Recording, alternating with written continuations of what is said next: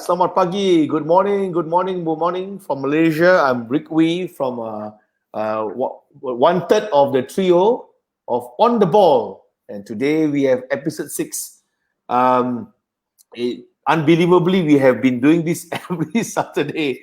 I think people assume that the three of us really got nothing else better to do on a Saturday morning lah. We haven't. So we haven't. Yeah. So here we go. Morning, Julian. Morning, James. Morning. Morning, Rick. Morning, Jim. I heard, Julian, you had a good night last night, and your head is heavy.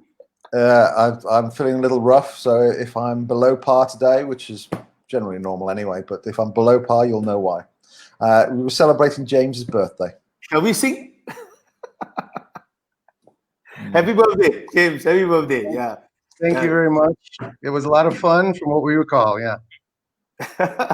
I'm sure lots of booze there. Well, anyway, I don't touch alcohol. I don't do that sort of thing. Such a good boy, like you. Such a good boy. Yeah. Okay. Well, ladies and gentlemen, welcome back to episode 6 of On the Ball. Today, as usual, we start off with some news on sports from around the world. But we have two main topic of discussion. The first one is to pick a winner. As most tournaments around the world are either coming to a conclusion or about to restart, like the NBA and the MLS. Who do you think you will win the game? The Champions League, for example, for football. And I think Julian will be sharing some news from England, and then James will be sharing some news from the world, around the world, and particularly from the US. I will be sharing some news for a country not too far away from Malaysia. And then thereafter, we will have the last session of topic, which is about, is it a sports? So we've had debates among the three of us whether games like esports, billiard, chess, are they really sports? There'll be something to discuss, and we'll hope to finish everything by 12 o'clock. So without further ado, any news around the world? James, all yours, James. Any news around the world that you want to share today? I was super impressed last week when I saw Jon Rahm, the Spanish golfer, 25-year-old kid, graduate from Arizona State University, great golf school, took over the #1 world ranking position. So congratulations to Jon Rahm. I mean, he sort of came out of nowhere. Was obviously a great player, but I think every player on the PGA Tour was a great young player at one point. So when you have 100 of those guys competing every week, it's very difficult to play so consistently that you'd be #1. So if I had a hat on, I would take it off to Jon Rahm for being #1, becoming #1 in the PGA Tour. Great young player. Look forward to him fighting it out with Rory and Phil and Tiger and all the top guys on the tour over the next 10, 15 years. Yeah, it's interesting to see new young golfers. Well, I don't think Jon Rahm is that young, but 25. 25. Oh, he's 25. Oh, okay. All right. Okay. He looks from the photographs, he looks much more older. Sorry to say. I hope he's not listening to this. But yeah, John, we've been so engrossed with, of course, in the 90s was Tiger Woods, really good player. But it's good to see new players coming up. Hey, don't forget our own Malaysian. We have Gavin Green. Yeah, the dad Green. Is Gary. Yeah, Mr. Green. He is up and coming. He's really good, and I really hope he breaks in the top 10 in the world. One day, perhaps. I mean, he's doing reasonably well on the European Tour now. So, yeah. So, Julian, in all your heavy hitness, what is your news? Well, the bit I wanted to point out more than anything else was the just sheer drama of sport with the championship. Obviously gets forgotten around the world. Doesn't get forgotten inside England, obviously, but it often gets forgotten around the world. And you can buy a beard like this from the any good pharmacy, my friend. That's from Alan. So yeah, I just want to talk about the championship. And you know what? That's why I love sport, because it was drama until the last second of the season. You have obviously the promotion and the playoff battle, where Notts Forest, who had it in the bag, they had to give up something like 4 or 5 goals to not get into the playoffs, and that's exactly what they did. And Swansea had to score 4, and that's exactly what they did. So in the 96th minute, if I'm not mistaken, Notts Forest scored an own goal in the 96th minute, which meant Swansea went up, or Swansea in the playoffs, and Notts Forest lost it. So, I mean, it's possibly one of the greatest chokes of all time. To go up there with what's that, Van der Velt, the guy from the golfer that choked in the British Open that time. But I feel for Forest fans. I mean, they're a proper football club. Got a great history, and it's probably the closest they've been to the playoffs for a while. And I feel for the fans. In fact, a shout out to my mate who is a Forest fan here in Malaysia. He mistakenly decided to support Forest in the late 70s, early 80s when they were winning the European Cup. And of course, they haven't done anything since except go down. So, I feel sorry for my friend out there who, at the moment, in my current state, I can't remember his bloody name. Anyway. And then the relegation side of it, you had Wigan, poor Wigan, and I really feel for the fans of Wigan, where there's some dodgy dealings going on from the Hong Kong owner, and they've lost 12 points deducted because they went into administration, and in the last and they've done so well to get themselves out of the relegation zone, and they got themselves 12 points clear, and then instead of winning the final game, which unfortunately they didn't, they drew, and so they went down because they were deducted the 12 points. And also the great story of Charlton.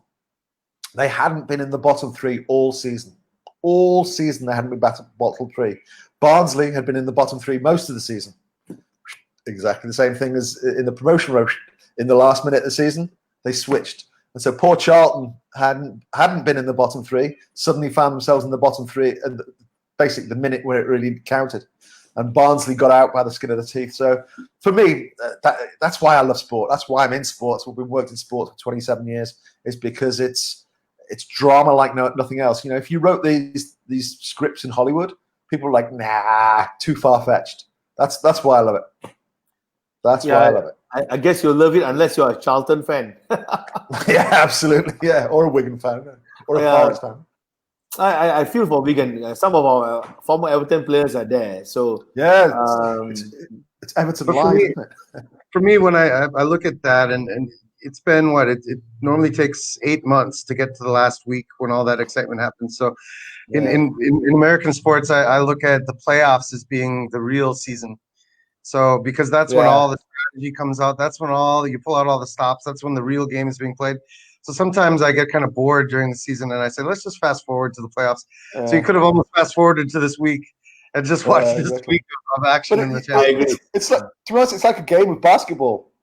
You might as well just play the final quarter, because that's where all the interesting stuff happens. That's right. Yeah, but anyway, it is really feel sad for Wigan and Charlton, particularly Wigan shouldn't be there. And I hope they can sort out the financial situation. To me, it's a bit of a fallacy that at one moment the world, the bigger this particularly sports law, the big world sports are going for clubs like Manchester City, etc., etc. But no one is keeping an eye on clubs like Barry or Wigan. So earlier in the season, Barry went down. Is that how you pronounce the name, Julian? Yeah, Barry or Barry? Barry, right? Yeah. Sorry, Malaysian. We all don't know. So Barry, Then now with this, just really sad lah. I feel sad for Wigan. And don't forget, they just won the FA Cup like maybe about 7 years ago under Roberto Martinez. Yeah, so quite sad lah. All right. On my side, I just want to share that something unorthodox, that this month is a huge month, and huge is the key word here, huge month for sumo wrestling in Japan.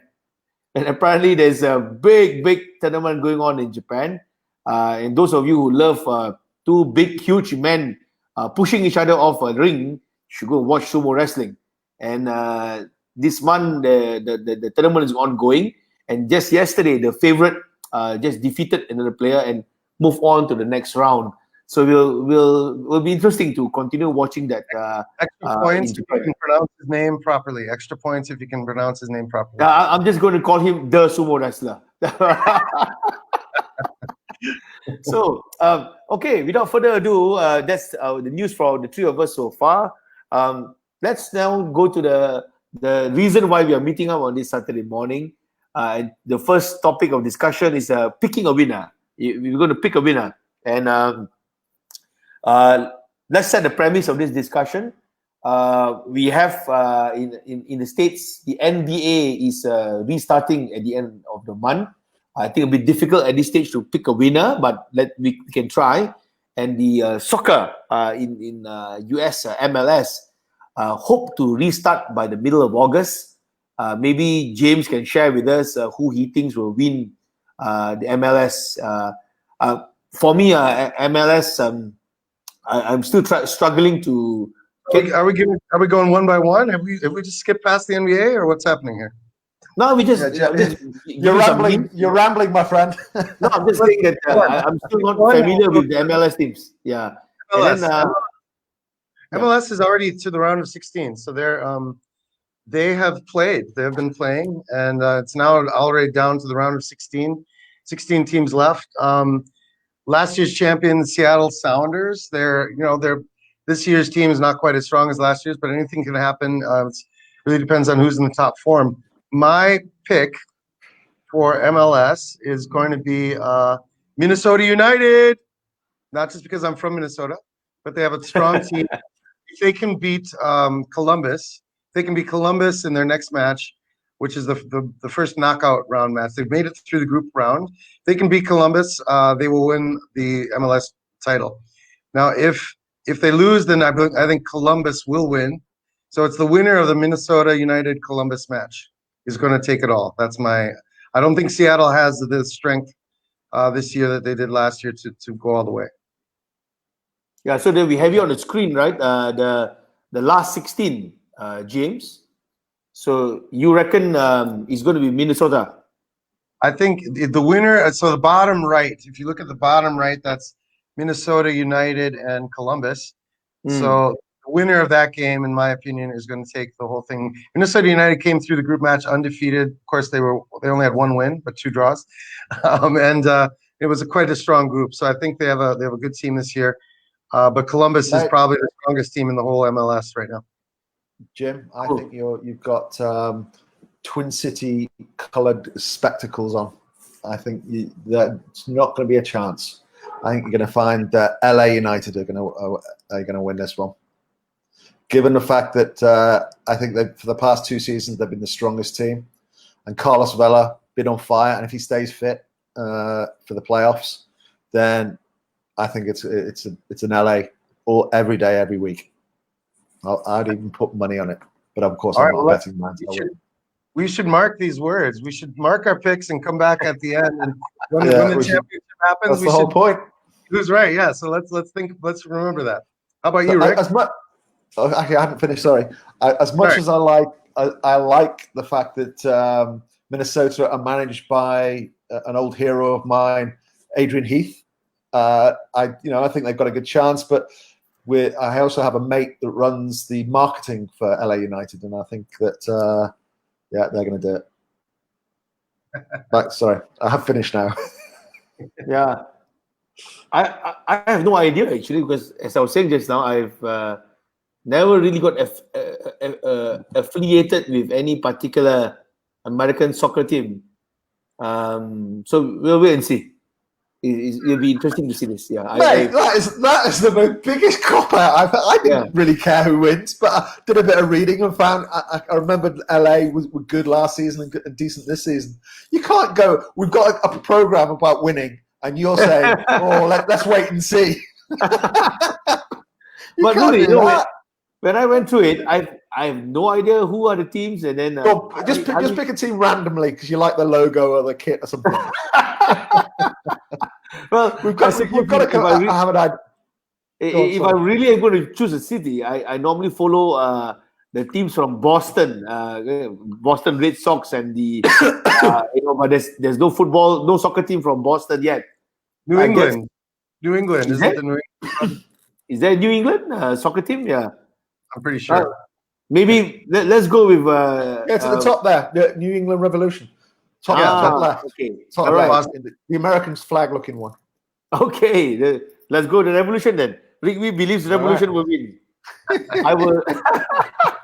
I will revolutionize football soccer. From the expert, direct from the mouths of the expert. You heard it here first, ladies and gentlemen. Pure experts. Yeah, but really, I tried last time. It's better than let's wait and see. Yeah, the guys who are betting are like, "What do you mean wait and see? I got to put my bet down right now. Come on, tell me." Something tells me they wouldn't be listening to this, Jimbo. We've got Revolution, we've got LA, and we've got the winner of the Minnesota Columbus game. But I'm going with Minnesota. But there's one club I'm waiting to see is David Beckham's club in Miami.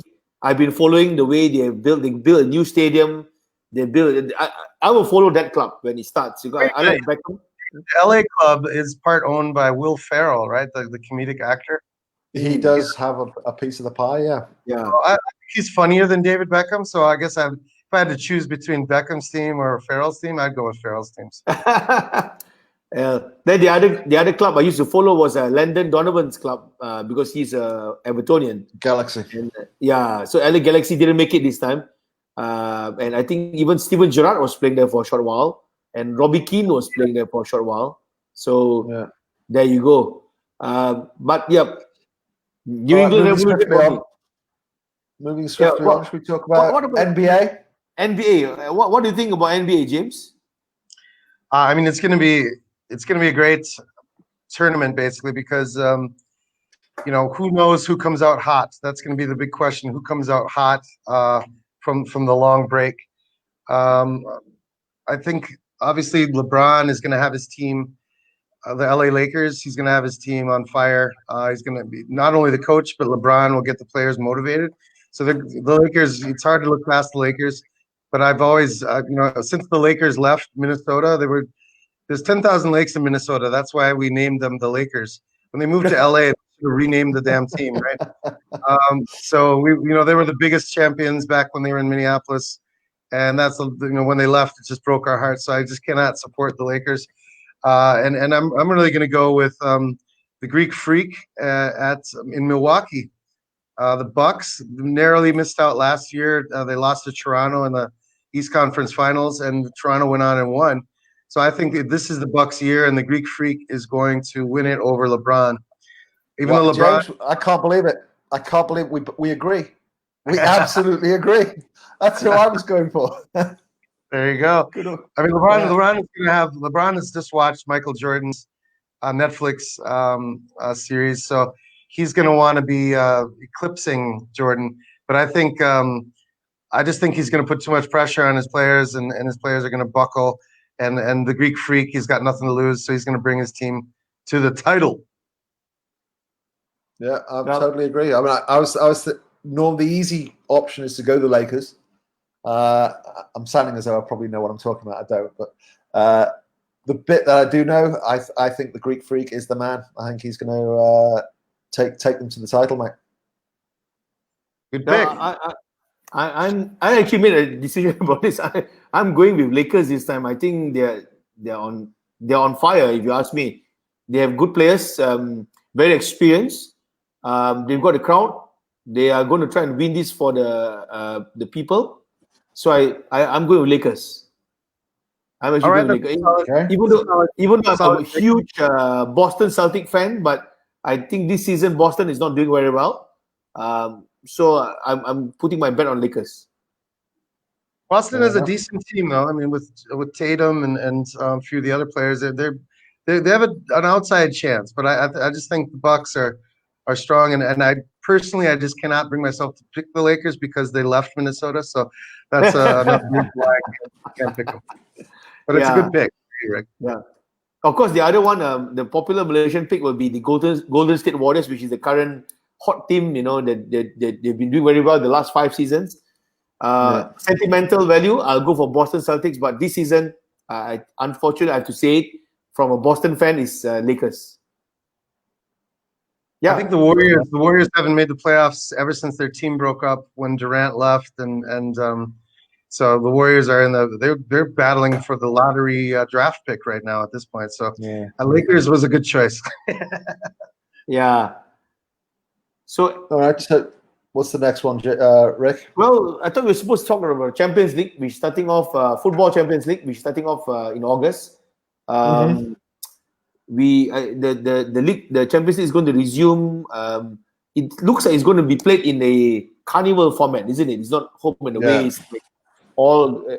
But who do you fancy, Julian? It's a tough one, this one, because obviously there's some cracking teams in there. All of them capable of winning it. City, Real Madrid, Juventus, Bayern, Chelsea, Barca. But I'm going to go for a little bit of an outsider. I'm going to go for Atletico Madrid. I wonder why. Possibly because of the reason they beat the Liverpool, which is such a shame that they couldn't do the treble.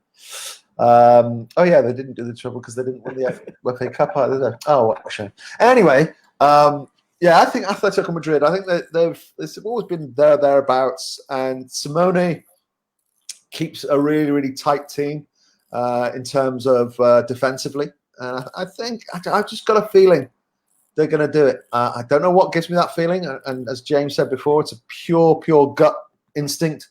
But I'm going to go for Atletico. All right. What about you, James? What is your?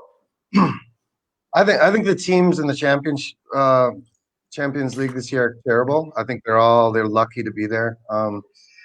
Obviously, the hottest team is going to win it because the leagues are not at equal stages. They're not. Some leagues started up, others didn't. I think the key is going to be who's hot at this time going into the tournament. And to me, the German teams started first. They got their season over with. If they had any niggling injuries, they are going to be the ones who had time to get their players, up to speed. Some of the other leagues, the English league, the Serie A, they're going to be playing all the way up to just before the Champions League match starts. So, to me, I think the either Bayern Munich or Leipzig is going to be the one. Jimbo, right? I've got a different view on that. I would say because the Germans are finished, they've had time to wind down, get unfit. Whereas if you look at the Italians, who are still going, you look at someone like Atalanta or Juve, these guys are still playing. So they're still at peak fitness. They're still in the groove, so to speak. You know what it's like being a professional athlete as yourself, in that if you're in the momentum, right? If you're playing and you're playing well and you're doing well, you just want to keep playing. So the Germans have stopped, and so it's that period of like, okay, when's the match coming on? Come on, when's the match? And so boredom sets in. Maybe their fitness levels don't stay the same. So I don't know. I'd go the opposite way on that. You can go either way, but I look at U.S. sports where when you win a playoff series, you always try to win. If it's best of 7, you try to win in 4, so that the other team goes to 7. They're much more tired when they're coming into your city. So I just think a little break helps, especially if you have some injuries. If the teams have injuries, they've got 3 weeks to get those guys back on the pitch. So anyway, but like you said, some teams play better on momentum. Others, they want to get their full team back on the pitch. So that's why I'm going. I'm going with German. I'm going with Bayern Munich or Leipzig. I'm actually going to choose Leipzig. I'm choosing Leipzig. I'm going on record. Leipzig, bold. Champions League. First time in the recent history that they're going to win that. Wow, that's a big prediction. It is a big shout. What about you, Rick? Well, actually, other than Everton, I support Juventus in Italy, and Barcelona in Spain. But I think Real Madrid will take it again. They are on a momentum. They just won the league. The team is on fire. You can see that the players, Zidane has he must have done something during the Spanish lockdown. They are playing much better. There's more cohesion as compared to Barcelona. Barcelona seem to have lost the plot. The other thing that I'm going to put a bet on, my second choice is Juventus. Because I think Ronaldo is running out of time. He's already 36, 37 years old. He's not going to win the Champions League every season. He's going to carry Juventus again. He just scored 30 goals again this season. So did Ronaldo win a Champions League with Man United? Yeah, and with Real as well. I mean, Real. How many players have won with 3 different clubs the Champions League title? Good question. Good question. Yeah. I know. Christian Carambo. He did it with Real. He did it with Ajax. He did it with AC Milan. He did it with those 3. Yeah, He might have even done it with Inter. Did he play for Inter? Anyway, he definitely won it 3 times, a minimum of 3 times. So CR7 could be one of the few players ever to have won with 3 different clubs, and so that's a great motivation. Sorry. Was it Carambo or was it Seedorf? It was either Clarence Seedorf or Christian Carambo. I think it's Seedorf actually. Now, come to think of it, it's Seedorf. I like the pick, Rick. I like the pick. I like Juventus for emotional reasons. It'd be great to see Ronaldo win with 3 different clubs. Yeah. Of course, I'd like to see it. Because I've always seen Atletico Madrid it's like a underdog team. You know, they are playing in a city shadowed by Real Madrid. They are managed by a manager who is very, very, very fierce and very hardworking. Hopefully, Atletico finally can go all the way and win it. They went close a few times. They've been unlucky. They're a really good team. Diego Simeone have built a really, really good team. They keep on losing their best players and they're still at the top. So that's a testament of his management. Yeah. So you're thinking of a team from Madrid or Juventus? Yeah, Real Madrid, Juventus, and sentimental feelings is Atletico. And then, of course, the fact that they beat Liverpool was just coincidental, but I want someone like them. Yeah, but Real Madrid. First round, Leipzig is going to take them out. So I'm sorry, Rick. So you're going to have to go with Juventus or Real because Atletico's going out first round. Leipzig going to take them down. Yeah, let's see how it goes. But it will be quite a very weird Champions League because the momentum is not there.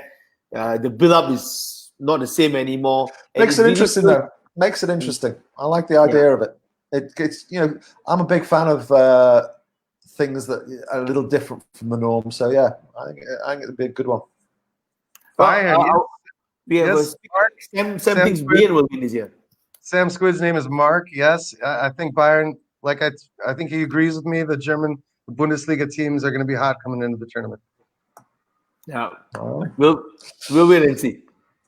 Now, of course, for Manchester City fans, they'll be hoping that the club finally breaks history and win. But I don't know, lah. They seem to have lost. I can't say it. What about Europa League? Who we fancy there? Well, Europa League. I'll probably go with Inter Milan. Simply because they are not going to win Serie A, and Conte is a hard driver. He's probably going to scream at this place and say, "Look, you idiots! You lost the Serie A. Now let's go and win this." So it's is that your style? Is that your style of coaching, Rick? Is that how you coach? Nah, no, I'm a nice guy. I'm a nice guy. Yeah, if I'm a coach, I'm a nice guy. But I can imagine Conte shouting at his players. You see him shouting at the side of the pitch. So can you imagine that the coach, as a coach, he'll be screaming at his players all the time. But yeah, there you go. I'm going with Inter. Okay, Jim. I'm. It's a toss-up between Man U and Sevilla. I think Inter is also a good choice, but Sevilla has played very, very well coming towards the end of the season, and Man U as well is finally found their form after the break. So between those two, I think I'm going Sevilla. Sevilla is going to come out from under the covers and take this whole thing. Sevilla have got a lot of history in the Europa League. They won it. Was it twice or three times in a row? I mean, amazing record. But they're playing Roma. That's going to be a tough game. That's a really, really tough game. And I think that one's too close to call to work out who's going to. So I'm probably going to have to agree with Rick, which is Inter Milan. And I've got a fairly tough game with Getafe from Spain, but to be honest, actually, it's not that tough. Getafe aren't that strong at all. United, as you say, rightly, are looking really good at the moment. That front three of Martial, Mason Greenwood, and Rashford. I have to admit, there's very few teams that can better that front three. But I would say that I don't think they've got enough just at the moment. And that's why I'm going to go for Inter.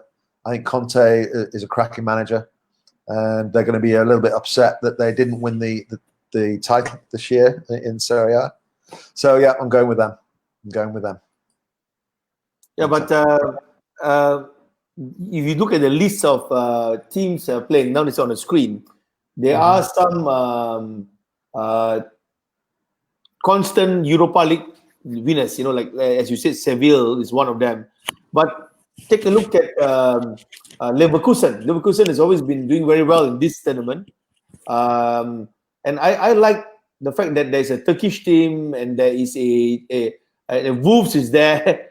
We have a Greek team in Olympiacos, so it really spice up the tournament. Really spice up the tournament. Rangers. Sorry? I think who's playing Leverkusen? Rangers. They're actually ahead in the first leg. Yeah, Glasgow. Yeah, so I like the green and white. That's Wolfsburg. Well, that's Wolfsburg. No, but isn't Rangers? Sorry, Rangers are the Protestants, not the Catholics. Yeah, sorry. that's right. Yeah. That's Celtics. That's Glasgow Celtics. Yeah. Yeah, I was confusing them. Yeah. All right, let's move on. That's because I think we're taking too much time on this one, guys.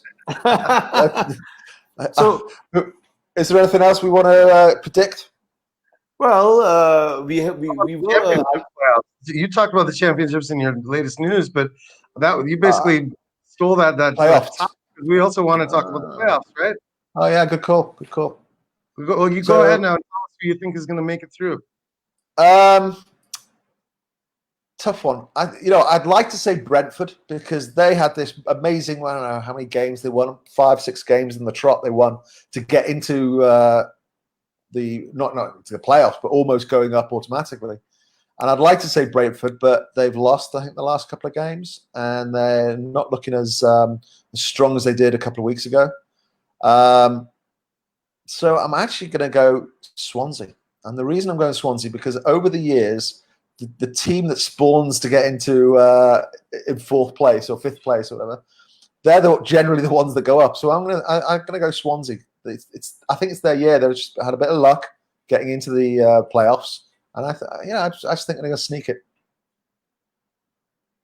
What about you guys? Yeah, I totally agree with you. I think it's going to be a Swansea Cardiff final, all Welsh final. Yeah, that'd be great. That. And I think Swansea has the momentum, like you said, off the back of this crazy emotional end of the season. They can ride that wave of emotion all the way through to the EPL. So that's my Welsh choice as well. That Swansea will be back in the EPL. Yeah, cool. I'm actually going with either Cardiff or Fulham. Actually, I think Cardiff. The reason is that these two clubs have been very steady. They've been very constant. They have not lost much. And they've got money. They've got money. And then I really fancied Brentford. Actually, I thought they will overtake WBA, but somehow they fizzle out the last few games, which means they probably will struggle. Like what happened to Leeds United over the years. Whenever they finish third, they lose out in the playoff. So I am actually going with Fulham or Cardiff, and especially Cardiff. I think Because they'll be owned very by a steady. Malaysian. Yeah, by coincidence, yeah. And because they'll be very steady. You look at the season; they've always been in fifth, sixth, occasionally fourth. They very, very constant there. They won when they had to win. Of course, they lost when they played some of the bigger clubs, and occasionally lost when they play away. But yeah, Cardiff or Fulham to me. Yeah. Okay, go on. Right, Sit on the fence and give us which one, Cardiff or Fulham. For me, Cardiff. I already said it, Cardiff. Oh, Cardiff. Okay, Cardiff. so Yeah, Cardiff. Yeah. All right. We're on the record. alrighty. Let's talk about what's a sport and what's not a sport. Hang on. Sorry. Okay. We forgot to talk about Major League Baseball. Twins are going to win it. Twins are going to win it easy. Twins this year. It's their year. I'm just going to check the scoreboard real quick. Did the Twins win tonight? First game of the season. We gotta be happy with that. And they beat the Chicago White Sox. The Twins over the White Sox tonight, 7-5. That was awesome. Good. So, Good. Yeah, right. I have Twins. Sorry, So we're both Twins. What about you, Rick? I'm a Red Sox fan. I said this before. Oh, okay. When it comes to baseball, I only follow Red Sox. Occasionally, because of the Hollywood experience, we do follow LA Dodgers. But it's always been Red Sox for me. I told you before. I even visited the Green Giant, the old stadium. It's an old nice stadium. Yeah, Red Sox. Fenway Park. Hopefully, they win it again. Liverpool's owners. Yeah, I know. we know who the turncoats are. It's all right. Supporting the Red Sox. Right? For the record, I've been following Red Sox even before the owner bought that other club. Yeah, so that would have been a better choice. But yeah. Anyway, Red Sox is fine. So 2 Twins and a Red Sox. Yeah, man. Red Sox. Right, James. That's twice I've agreed with you. Is this a world record? The world is changing. And I'm going to watch the Everton game with you on Sunday night. Yeah, that's true. That's true. So, is that a sport? Is it? I don't know. You tell me. Well, James, you sent me some photos of some sports. Which one do you want to talk about first? You sent me some pictures of fishing?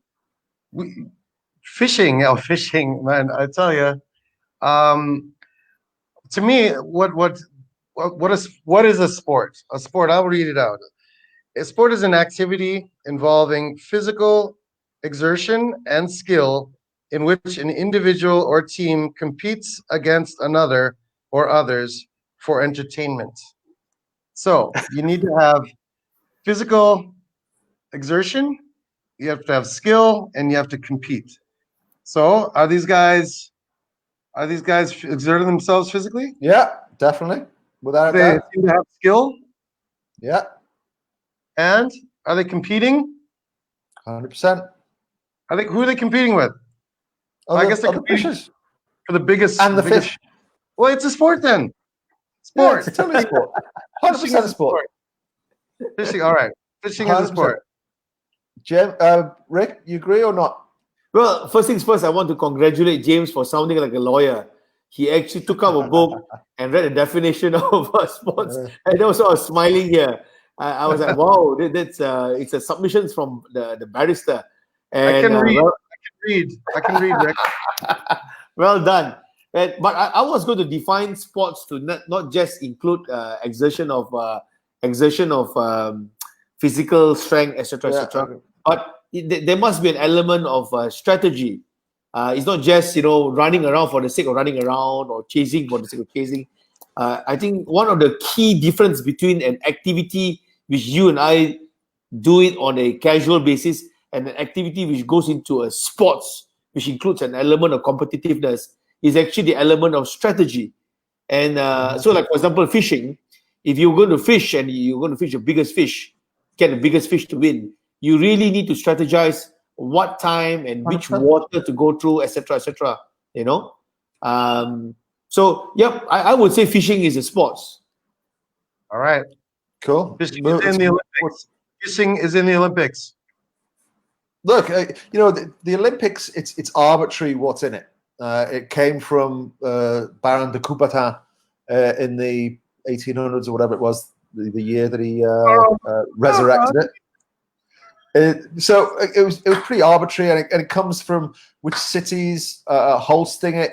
Various cities would say we want to include certain sports in it, and also which is the most commercially viable, and that's why you've got things like squash. Why shouldn't squash be in it? Yet tennis should be, purely down to finance. So anyway, that's number of countries who play a sport. So part of the reason that they pick a sport is a certain number of countries, and squash is only played in a handful of countries. So that's the reason why. Look, that's a fair point. I'm not going to argue with that. Anyway, we're not actually talking about what's in the Olympics and what isn't. Let's talk about what's this one? Is this dancing? Dance sport. Dance sport. Dancing is apparently a sport nowadays. Yeah. So you can lump this together with a few of the other ones that we're going to discuss. But I guess dance sport, synchronized swimming, ice dancing, for example. Look, I'm going to lean towards yes. Look, do I want to see them as sport? Not really. But if someone trains every day, tries to be the best they can, they compete, whether it's physical or non-physical. I'm a believer in even non-physical things can be sport as well. But these guys deliver make sure that a life is dominated by something like this. Yeah, it's a sport as far as I'm concerned. It might not be traditional, or some people might not like it, but it's a sport. And saying that it's not, I think, is doing these guys a disservice. I think it's a sport. I mean, these guys are athletes, and to me, there's got to be more of a physical element. I definitely think things where there's no physical element or not a significant physical element is going to be difficult, but to call a sport. And that's why there are games and there are sports. Some things are just games. Like to me, darts is a game. It's not a sport, but it's broadcast on ESPN, so people think it's a sport. But I think darts is a game, not a sport. What do you guys think? Look, I suppose you can put that into so many different other categories, along with esports, shooting. We're talking about darts. We're talking about darts. Yeah. Okay. But what I'm saying, I lump them in that same category of it's hand-eye coordination, right? So if archery is seen as a sport, why shouldn't darts? If shooting is seen as a sport, why shouldn't esports? So as far as I'm concerned, and maybe I'm a little bit more liberal in terms of what I think is and isn't.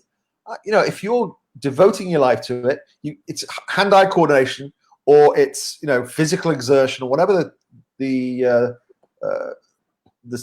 values of success are. Yeah, it's a sport. It's 100% a sport in my view. Something that you can play better after a bunch of beers. I don't think it's a sport. So billiards. Nobody won a world championship because they drank a bunch of beers. They won world championships because they were damn good at throwing a dart at a piece of cork. I'm talking about the beer. I'm talking about right. Well, exactly. You're not going to be winning any world championships anytime soon. So, you, Rick? What do you think? Darts, archery? What do you think? Are these sports? I've always had a borderline feeling about a dart, but I'm inclined to say that it's actually not a sports. It's more like an activity. But unfortunately, I would be defeated with the argument that there's lots of tournaments going on now for sports, for darts. So I personally, I don't look at it as a sport. I look at it as an activity. Like the Chinese family, after dinner they play mahjong. I don't think that you're just playing cards, poker games. So I put dart as like a poker game. It's not really a sport. But the thing is, those poker games and mahjong, that's strategy in your head. That's a game in my brain, yes. Right? Yeah. Whereas this, it's a physical. It's the hand-eye coordination of getting that dart in the dartboard in the right place. It includes strategy. It includes, because you obviously got to decide which number to go for based on the way you play the game. archery, you wouldn't say archery is a game. You'd say that's a sport, wouldn't you? It's in the Olympics. I can throw a heck of a dart game. I can play great billiards after a couple beers, but there's no way I'd be able to shoot a pistol, like an air pistol, or archery after having beer. So to me, pistol shooting, archery, those are sports. Darts, billiards, not a sport. Okay, right. We'll have to disagree on that one then, I think. Won't we? How about golf? I mean, golf is something that, a lot of people say, yeah, but it's such a, it's like what my dad does on the weekend. It shouldn't be considered a yeah. I play football on the weekend. That's well, I don't actually, but I used to. It's the same argument. It's a sport. It's indisputable. That one's indisputable. I think golf is a sport, Rick. It's in the Olympics. Yeah, to me, golf is sports. I beg to differ from you because the way it's played, the fact that nowadays you look at the way the physique of the golfers, both the ladies and the male players, you need to be very fit, very strong mentally and physically. Craig Stadler. You look back at some of those guys, Daly, Stadler, they were chubby. Should they be called athletes? And yeah, I think these days the golfers do take their physical fitness much more seriously, and they see the results. You're able to play week in, week out because you're in shape, and they play better, more consistently. So I totally agree. I was just throwing it out there, but I totally agree. Golf is a sport, and but some people think when they look back at those old Stadler pictures and some of the guys back then, the walrus, Ian Woosnam used to smoke chain smoke on the course. Yes. While you're playing a sport and you're smoking, is it a sport? But I agree that now it's much more serious and certainly is. But it was a sport then, so even though they did smoke, it was just a different time. Can you imagine smoking, playing football there? I guess they did in the locker rooms back in the old days, right? Halftime. Yeah, they did. Yeah, footballers. Yeah, definitely.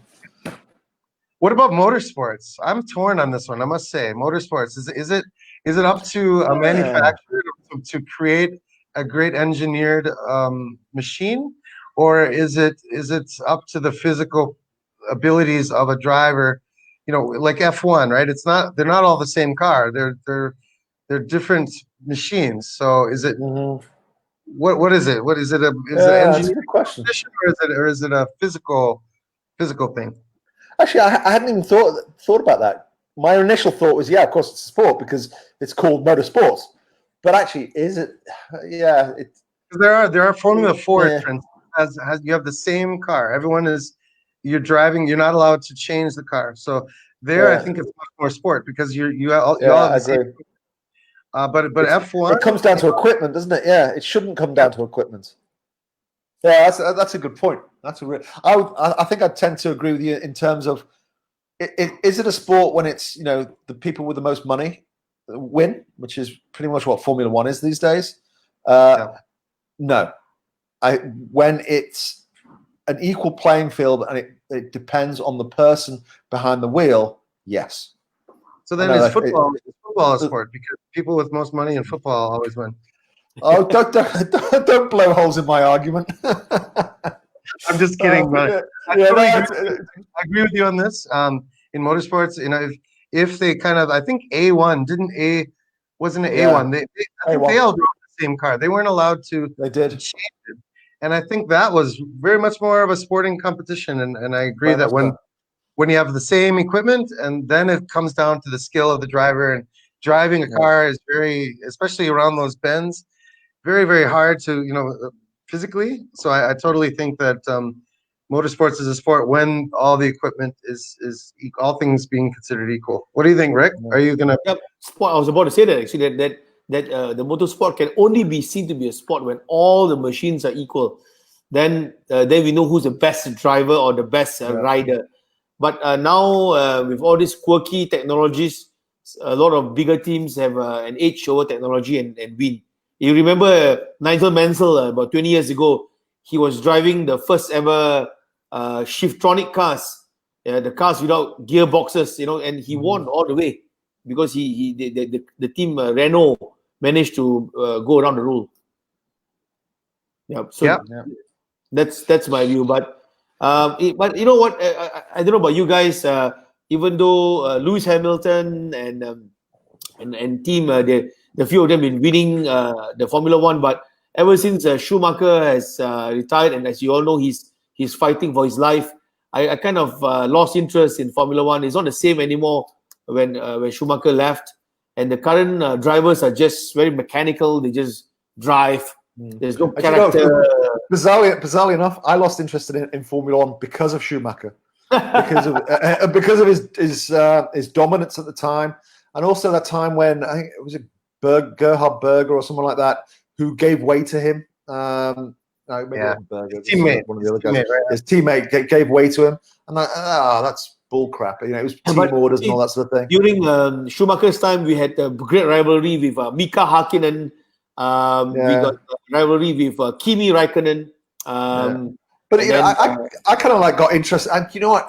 I think that it came out my you know, just where I'm from. I'm English, so then of course Lewis Hamilton started doing well. Of course, I got interested again, and a lot of it comes down to, you know, who your favorite driver is or whatever, and whether it's from your country or whether it's you know, for some reason you like him, or that, you know, some people are just big Ferrari fans and will always follow Ferrari. But yeah, it's. I understand what you're saying, Rick. You do fall out of love with sports. I did that with tennis. I've done that with motor racing. You just fall in and out of love, don't you? Yeah. My favorite part of motorsports at F1 is champagne and the Paddock Club. That's my favorite part. That's a pretty good part of it, man. I'm going to talk about the next one. What do you guys think about this one? The big argument for the last 3 years: esports. Esport. 100% of sport. 100% of sport. Hand-eye coordination. It's a game of hand-eye coordination. If you say shooting is a sport, then this is a sport. It's just a different form of shooting or a different form of strategy. Like, okay, and one thing I don't think is a sport, and that's one of the ones we'll discuss in a minute, and I want to show why I think that, is chess. Chess is not a sport as such. It's a game. It's a strategy game, and it's a great game. And I love the game of chess, but it's not a sport. There's no hand-eye coordination. There's no physical activity. There's no, those two. But you know, there's definitely strategy. Haven't you ever made a move in chess and then you're like, oh, you take your finger off and you're like, oh, you know, my hand-eye coordination. It's hand-eye coordination, you know, and coordination between your hand and your brain as well. Yeah, but you know, the thing is, the people that say this isn't a sport, why do you have to be physically fit or physically able to do a sport, right? You can have hand-eye coordination, which is way better than anyone that's physically fit. That sort of blows them out of the water. So this is, for me, this is absolutely a sport. Chess. The fact that they have to sit in such comfy chairs means that they're probably sitting a lot, you know, a lot of hours during the day. And I don't know, an activity where you sit most of the time, how can that really be considered a sport? Even darts, you stand up, you know, throw the you sit in shooting in the Olympics. Some disciplines in shooting is sitting. Well, yeah. I tend to want to not vote for this one, but I mean, I understand the hand-eye coordination. I think that's definitely you know, an element of esports, and it's just gotten so big globally. It's just so big that I think they can say whatever they want to say about themselves, and people kind of have to accept it. So, you know, if people are going to tell me it's sport, who am I to argue? But I personally don't think when you're sitting in a chair, it should be called a sport unless you're in the Paralympics. But my personal view is that. So basically, okay, you said accept the Paralympics. Okay, right. I heard that part, yeah. But my view is that esports, as both of you know, I've been advocating esports for quite some time now. But I advocate it as an activity, as an industry. I think it needs to be protected. There's not enough regulation in esports. But that aside, I'm actually of the view that esports is one of those 50%, 51% kind of, you know, whether is it sports or not. Because I am to a large extent a believer of physical, and that's why I for example, even though people say dart, you're standing and you're throwing, I don't really see that as a sports. I see that as an activity. And for a long time, video games is seen to be as an activity. But the problem is that now the video game has now gone competitive. And the competitive element is the one that they are defining. Actually, what's being defined is not about 10 dudes playing with a keyboard or some sort of a control stick, but actually is the strategy, the battle, and the competitiveness, and that is what they are defining as esports. So I can accept that part because there is an element of strategy, competition, fight, some gamesmanship there. But the player themselves, the physical player themselves, it's hard to accept an esports player as a pure sports player. But I can accept that the activity is a kind of sports. That's how I look at it. But I think esports, they don't really even care. You know what I mean? Like we're arguing. They're so big, and they're going to do whatever. They're not going to be in the Olympics, even though they are in the SEA Games, and Actually, I disagree with. that gives some legitimacy to them. But I think they don't mind. I think they're going to go off and do their own thing, and it's called esports, and that's fine, gaming. But I think what traditional sports needs esports. So traditional sports is clamoring to call them a sport, so that they can, so the Olympics and all these main competitions remain relevant to the young. I think sports needs esports to be called a sport more than esports needs sports, if that makes sense. I think actually that makes a lot of sense, James. That makes a huge amount of sense. But I actually think sports needs esports more than sports needs sports. Yeah. Anyway, I think that eventually, when you get a new set of people in the Olympic committee, you will see the esports in the Olympics. You cannot not see it, in my opinion. I mean, the Olympics has been losing viewers in the last 10, 15 years. The average age of the viewer of the Olympics is getting older and older and older. And, you know, I grew up, we all grew up with the Olympics being the greatest thing since sliced bread. You know, got so excited every 4 years. You know, today's generation doesn't. And so what we'll see, if they don't touch that particular generation or reach that generation, I think you're going to find Olympics could become less and less relevant over time. And the way you keep relevant, and this is what the Asian Games has done, what the SEA Games has done, they've recognized that esports is part of that. Now, the current IOC are resisting esports, and you know they're sort of very much more traditionalist. But when you get a new set of members of the IOC, I think you will see esports in the Olympics. Yeah, mark his words. You said it here. Words. They've got to appear. They appeal to the youth. I mean, it was Liverpool's chief executive said, if I'm not talking to the kids that are playing Fortnite, you know, I'm dead. Because, you know, my son is probably the last generation that goes to the match every week, the way that they have done for 100 years. You know, his son's generation, sort of his son's generation, they're playing Fortnite, they're playing some other video game. So if you're not talking to that generation, you're going to die. That's why you're seeing every single football club and every league and every different sport. You know, table tennis, I think, just recently said that they, you know, there's a joint venture with an esports company. They have to be a part of it. And as you said, James, they're going to be intertwined. And if they're not intertwined, you know, some traditional sports are going to go the way of squash, the way squash did, which is, you know, sad. But you know, Julian, the biggest challenge for the Olympics, of course, the Asian Games and SEA Games have gone around it. But one of the biggest challenge about the Olympics is the fact they don't agree with the games in esports being violence. Yeah, violence. So they would have to go around that.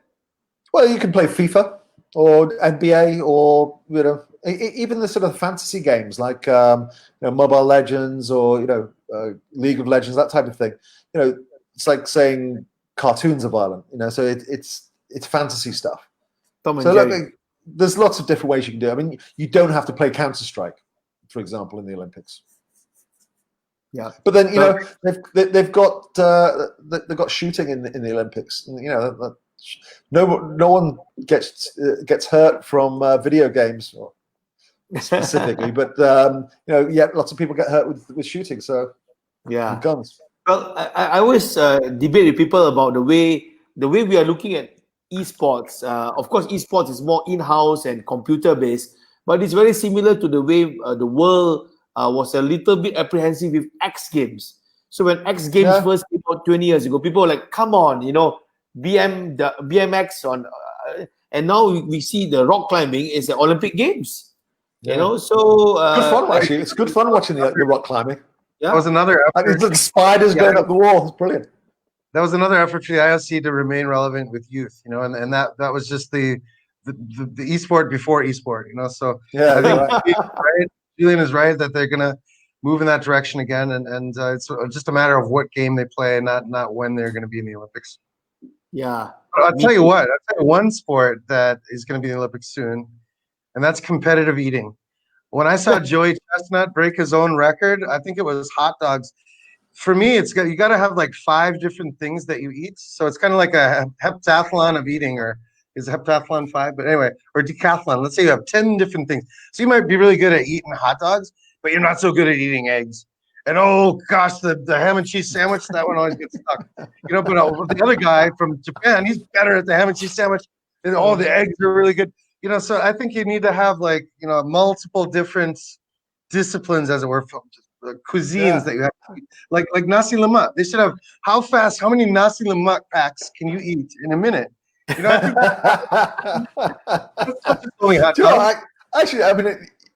My first thought on this is, of course it's not a sport. But actually, if you use the definitions that we've been using, you need a strategy. Yeah. It's physical. You're standing up, generally not necessarily sitting down all the time. And it's entertaining. It's entertaining. There's competitiveness. Yeah, it's a sport then, isn't it? In my view, it's a sport. My first thought is, no, of course it's not a sport. But actually, it's as a sport as anything else is. I think so. And I think if you add that element of different things, there's like hot chili, hot peppers. You should have different kinds of things, or maybe one thing from each continent or something like that. And you get a score based on how you finish with each. It's got a future. Well, whether it's got a future or not, it's another matter. But I think next time we get together, we should competitive eat. What do you think, all 3 of us? I don't mind that, but I somehow can't see it as a sport. I just look at it as a group of people having fun, promoting a certain food brand, perhaps. In this case, hot dogs. Yeah, but. No lah, I can't see it as a sport lah. No. But okay, are you saying that because of fact, or are you saying that because your initial thought and your history is sort of thinking to yourself, "Oh no, of course this is not sport," because it's not something that is organized in the way that traditional sports are, or so it's more a hangover from what you think in terms of I don't know, just. Your prejudice as to what sports should be. I bet 20 years ago, Rick, 20 years ago, you thought guys we all grew up playing computer games and playing, I bet you never would have thought that one day we'd have a conversation, is that a sport? You know what I mean? So maybe 20 years from now, you'll be saying, when competitive eating is in the Olympics, you'll be saying, I'll be down, James was right, and I gotta agree. Those guys are real athletes. I don't know. I just don't feel that the thing about sports is also an element of health. And of course, you see, that was why esports, I feel, is 51%, 50, because there is a psychological effect and the bodily effect. You're not physically active. So that's why I'm not that fully convinced with esports. But I accept that the competition part is very, very sports-based.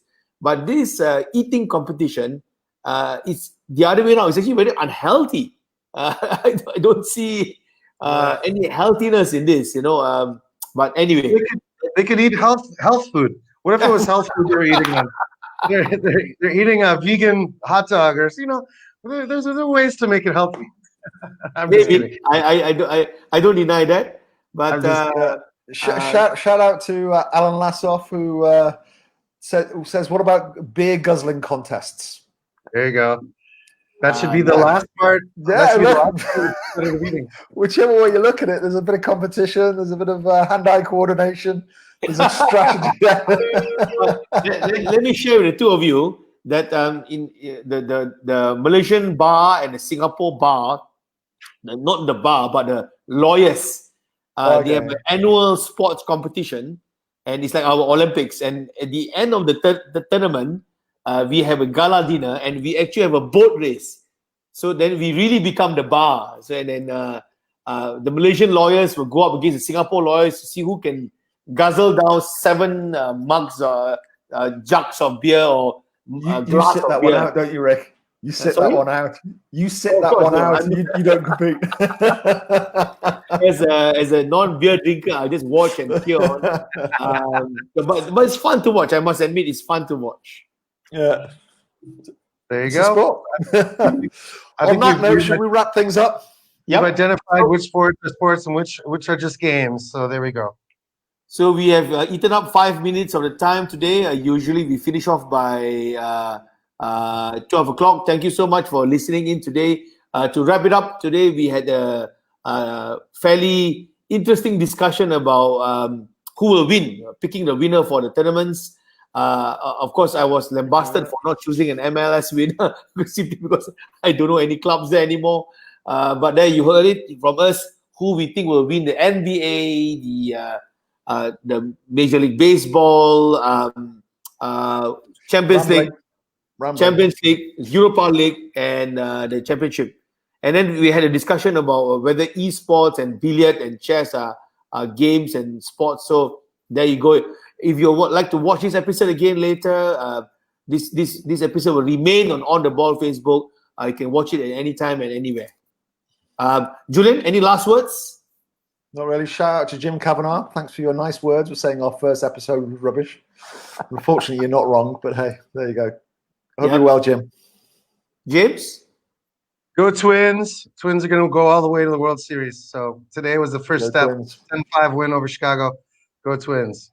Rick, any last words, buddy? Well, just once again, happy birthday to James, our birthday boy for the week. Happy birthday, Jim. Finally, 21 years old. So well done being 21 this year. Yeah. So, okay, let's sign out. Yeah. Let's sign out. Thank you very much, everybody. Thanks, guys. Thanks for listening. Bye-bye. Take care. Take care. Until next week.